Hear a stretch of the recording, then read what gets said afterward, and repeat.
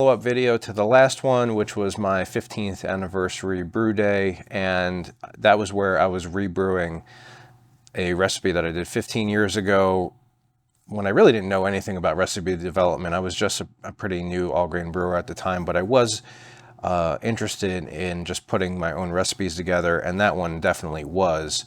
And at that time, there really wasn't a BJCP category specifically for that style of beer. I remember looking at something in the bitters category, and there was some note in, it might have been the ESB or the special bitter subcategory that talked about breweries making a lighter version of their bitter for the summertime to make it a little bit more easy drinking and less heavy.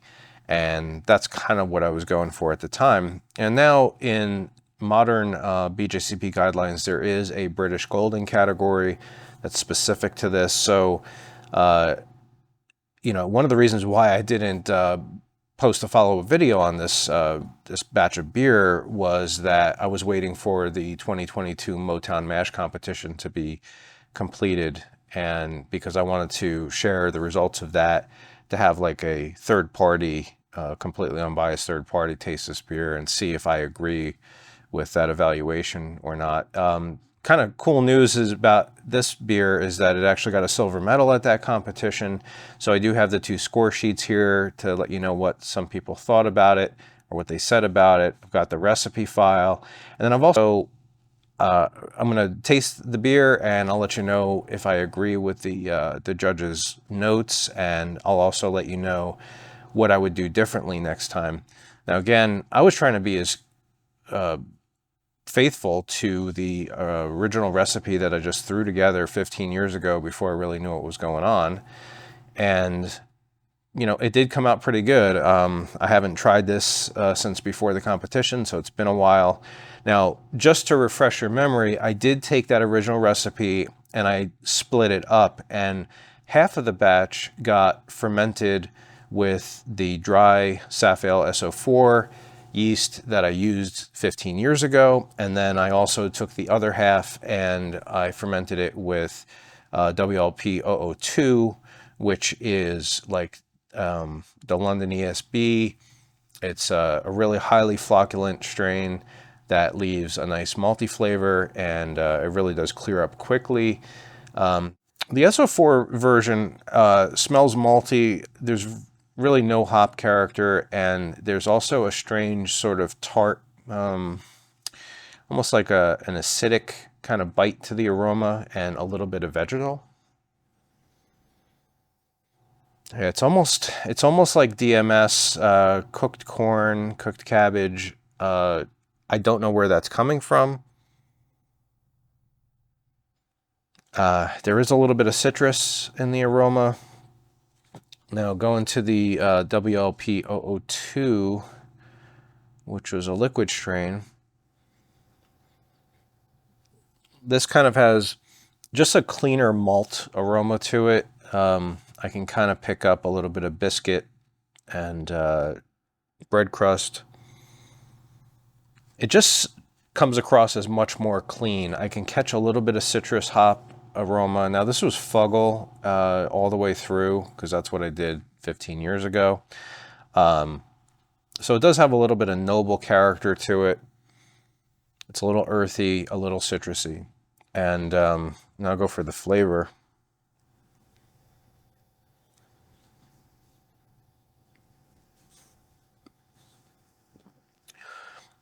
Yeah, something definitely went wrong with the Safale SO4 version of this.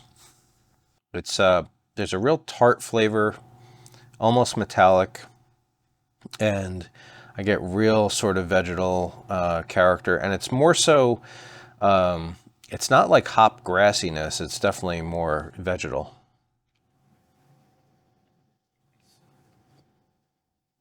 Yeah, and tart. If I put this into the competition, I really couldn't put 2 of the same style into the comp, but if I did, I'd expect this to be in the high 20s. Now, let's go for the WLP 002.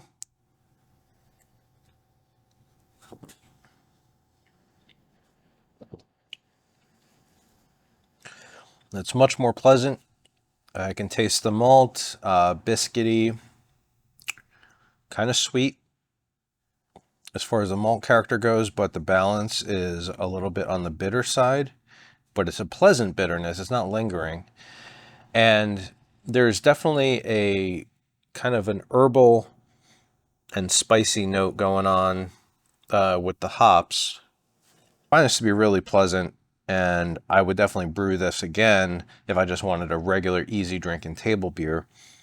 Obviously, it medaled in competition, which is great, but I would probably make some tweaks just based on what I know about the style, or at least how it's described in the British Golden category.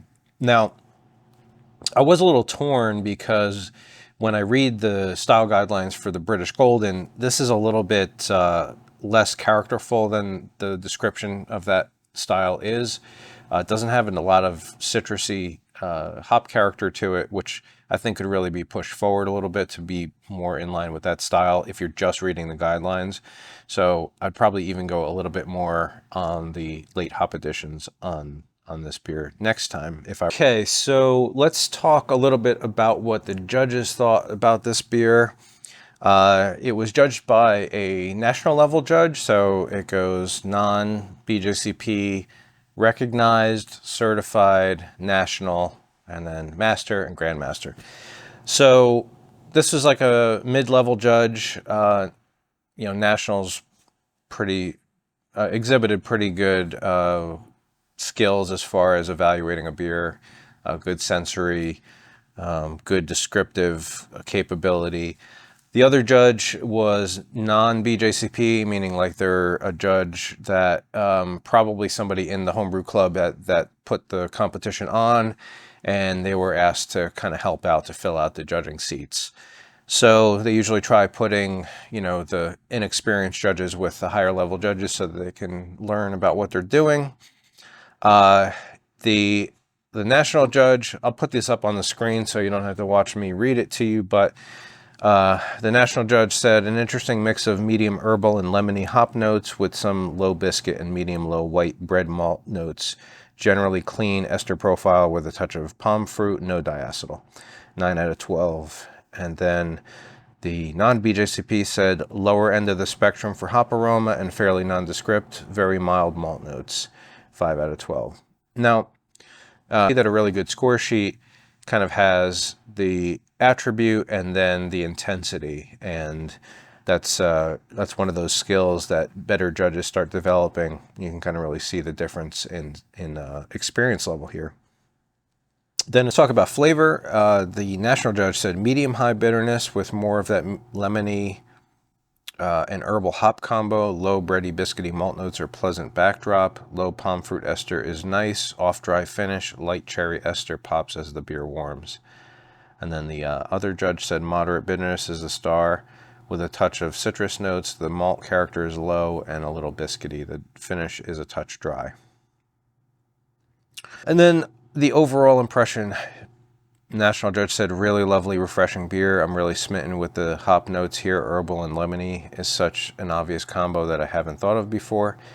The bitterness and low astringency make for a crisp drink, but they are a touch on the harsh side. Consider bumping down the bitterness a touch for balancing reasons and or watching the sparge temp pH if applicable to avoid tannin extraction. And then the other judge said a hop forward but on the low end of the spectrum for this variety. Very drinkable and refreshing. It has all the right qualities, but the volume needs to be turned up across the board.